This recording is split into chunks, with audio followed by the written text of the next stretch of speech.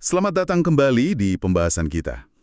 Hari ini kita langsung fokus ke satu peristiwa tragis yang baru saja terjadi ya. Tanah longsor di area tambang Gunung Kuda, ini di Kabupaten Cirebon. Sumber kita dari wartaberita.com, laporannya baru hari ini 30 Mei 2025. Kita coba pahami bareng-bareng apa sih yang terjadi, dampaknya dan respons awalnya gimana. Oke, mari kita bedah ini. Jadi kejadiannya itu Jumat siang tadi ya, 30 Mei, di kawasan tambang Gunung Kuda. Masih anget banget ini beritanya. Yang paling bikin kita miris tentu soal korban jiwa. Ada konfirmasi langsung dari Kapolresta Cirebon, Kombes Pol Sumarni.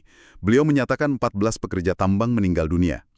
Angka yang besar sekali ya. Iya, betul. Dan informasi terakhir, ke-14 jenazah itu sudah berhasil dievakuasi. Sekarang lagi proses identifikasi.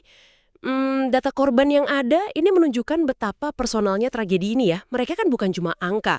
Tercatat itu para pekerja asalnya dari sekitar Cirebon juga. Ada Palimanan, Kuningan, bahkan sampai Majalengka. Jadi kelihatan ya siapa aja yang bergantung hidup di sana. Proses evakuasinya sendiri pasti nggak mudah ya Pak.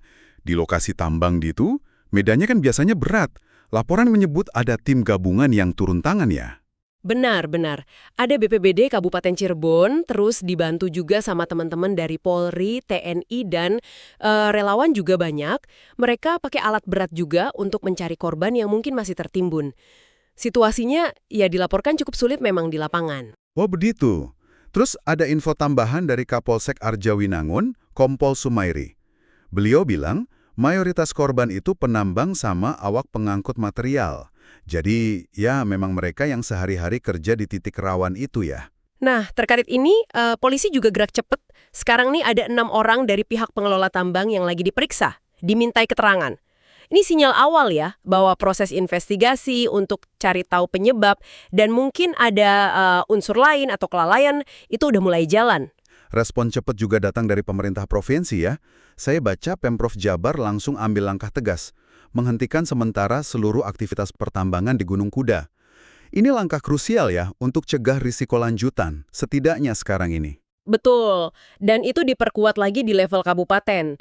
Pemkab Cirebon lagi siapkan surat keputusan tanggap darurat. Informasinya sih tinggal ditandatangani Bupati. Ini menunjukkan keseriusan Pemda ya untuk menangani situasi ini secara formal dan terstruktur, termasuk nanti penanganan korban dan keluarga. Lalu, soal penyebabnya sendiri gimana? Udah ada titik terang belum? Apa yang memicu longsor ini sebenarnya? Nah, kalau penyebab pasti memang belum diumumkan secara resmi sih. Masih terlalu dini mungkin ya. Tapi dugaan awal itu mengarah ke kombinasi antara kondisi tanah di sana yang kemungkinan memang labil. Ditambah lagi dengan aktivitas pertambangan yang mungkin intensif ya. Nah, kaitan antara faktor alam dan campur tangan manusia ini sering jadi titik kritis dalam kasus seperti ini. Jadi untuk sekarang ini, status di lapangan bagaimana? Masih ada pencarian atau bagaimana? Laporan terakhir yang kita dapat, proses pencarian dan evakuasi itu dihentikan sementara. Mungkin menunggu kondisi lebih aman atau evaluasi lanjutan. Tentu kita harap ada update lagi segera. Pemkab Cirebon juga sudah sampaikan duka cita dan janji akan bantu keluarga korban. Oke, jadi kalau kita rangkum sebentar, apa artinya semua ini buat kita yang menyimak? Ada tragedi kemanusiaan, korban jiwa yang sangat banyak, respon cepat dari tim gabungan dan pemerintah untuk evakuasi dan stop sementara aktivitas tambang, tapi ya itu, masih ada pertanyaan besar soal akar penyebabnya kan. Iya, kalau kita tarik ke konteks lebih luas sedikit, kejadian ini lagi-lagi menegaskan ya betapa tingginya resiko dalam industri tambang, apalagi di lokasi-lokasi yang kondisi geologisnya menantang seperti Gunung Kuda ini.